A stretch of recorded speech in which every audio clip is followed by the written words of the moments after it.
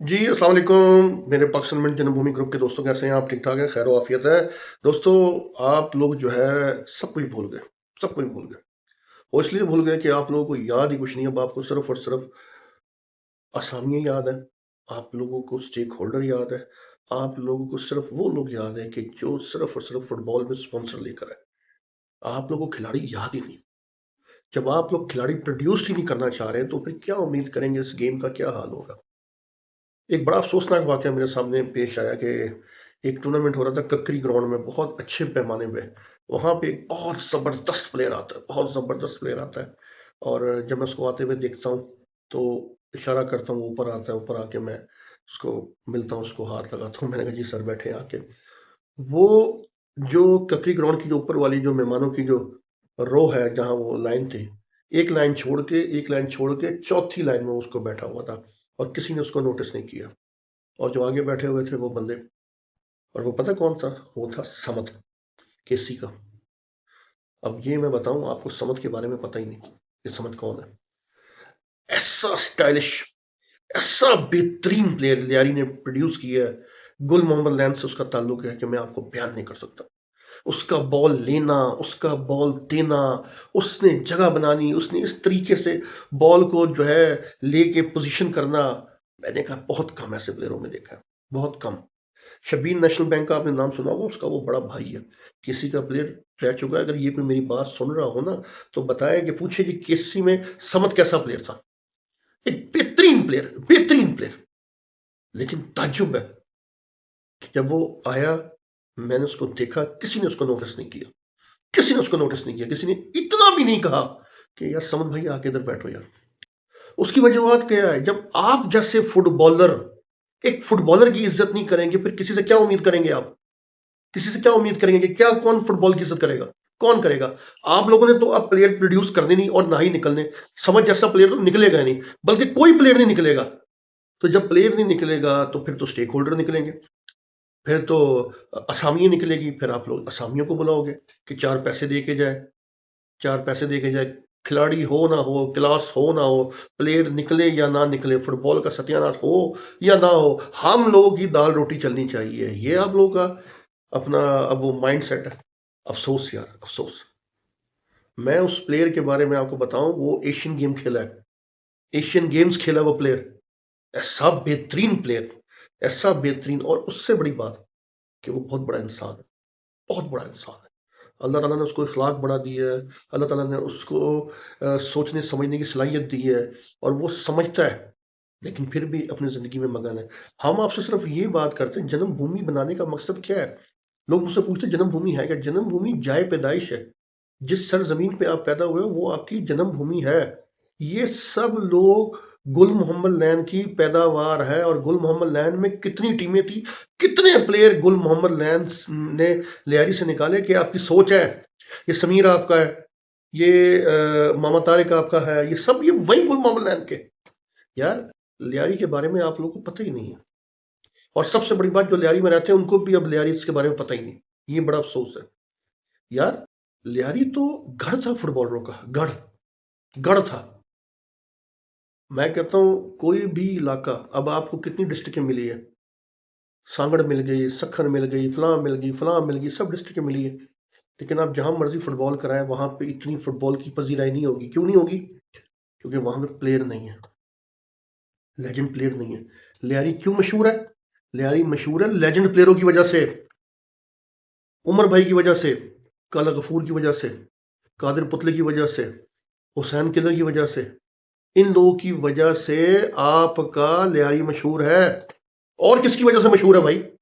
मलीर में इतने अच्छे टूर्नामेंट हो रहे हैं, इतनी क्लास की ग्राउंडें हैं, सब कुछ है। सब कुछ होने के बावजूद वो क्यों नहीं मशहूर? वहां पे ऐसे लेजेंड प्लेयर नहीं है।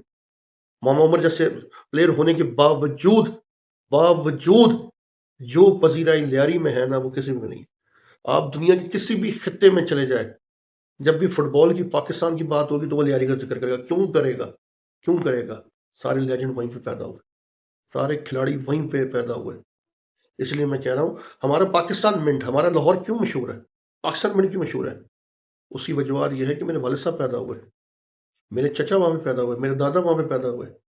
आप मुझे ये बताएं कि अर्जेंटीना के बादशाह का नाम पता है आपको? अर्जेंटीना का सदर का नाम पता है? अर्जेंटीना का वजीर आजम का नाम पता है? नहीं पता होगा।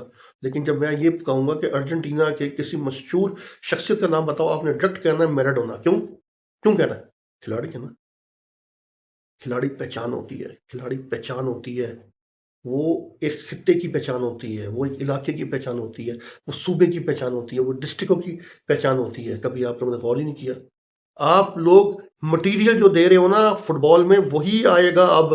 वही आएगा। खाना खराब कर दिया फुटबॉल का आप लोगों ने। और यार प्लेयर पैदा करो। आज देखो एक प्लेयर निकला है, जैद मलिर मलिर मोहम्मदन या अपनी किसका वो प्लेयर है।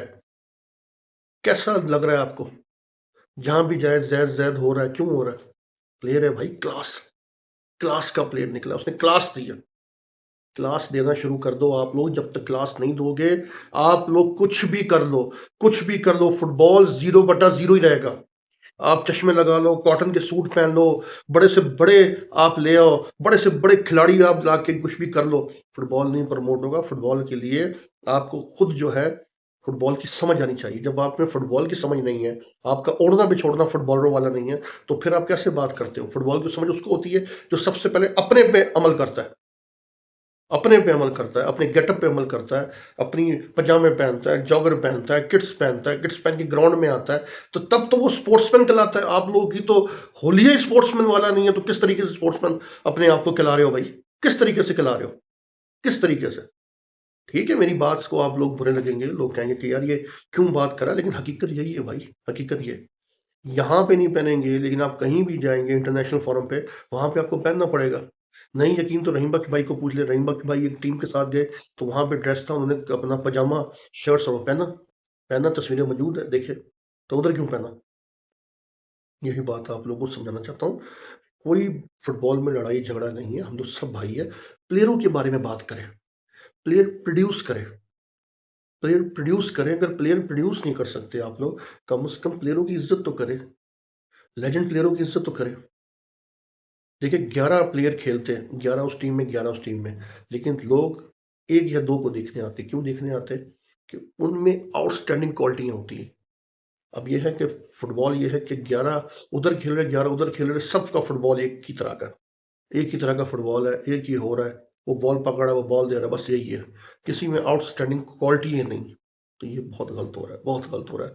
मैं फिर समद के ऊपर आ रहा हूँ। समद एक बेहतरीन प्लेयर है, बेहतरीन प्लेयर था अपने दौर का। और मैं उसके बारे में जितनी भी तारीफ करूँ कम। केसी की तरफ से वो खेलते रहे और वालिद साहब को ये बहुत पसंद था। मैं आज आपको बता रहा हूँ, वालिद साहब इस बात का बड़ा करते थे कि यार काश ये जो है, अगर ये मेरे पास होता तो मैं इसको और मजीद से मजीद बेहतर करता, क्योंकि इसके पाँव में बड़ी थ्रिल थी। बहुत थ्रिल थी। ये बॉल लेके इसको पता होता था कि मैंने बॉल के साथ करना क्या है। ये एक बड़ी बंदे की एक स्ट्रेटेजी होती है, शायद बहुत लोगों में कम होता है कि किसी को बॉल लेके पता ही नहीं होता कि उसने करना क्या है। समझ में ये क्वालिटी थी कि उसको पता था कि बॉल लेके मैंने करना क्या है, या बॉल देना या बॉल लेके जगह बनानी है। उसने बॉल, उसको आप लेफ्ट फुल बैक खिलाओ, राइट फुल बैक खिलाओ, स्टॉपर खिलाओ, मिडफील्ड खिलाओ, आपको वो बताएगा कि फुटबॉल की क्लास क्या थी। इतना बड़ा प्लेयर था, इतना बड़ा प्लेयर था। एशियन गेम खेला, और एशियन गेम के अलावा भी और भी एक डिपार्ट का प्लेयर है। कराची में डिपार्ट का प्लेयर होना कोई आसान काम थोड़ी है।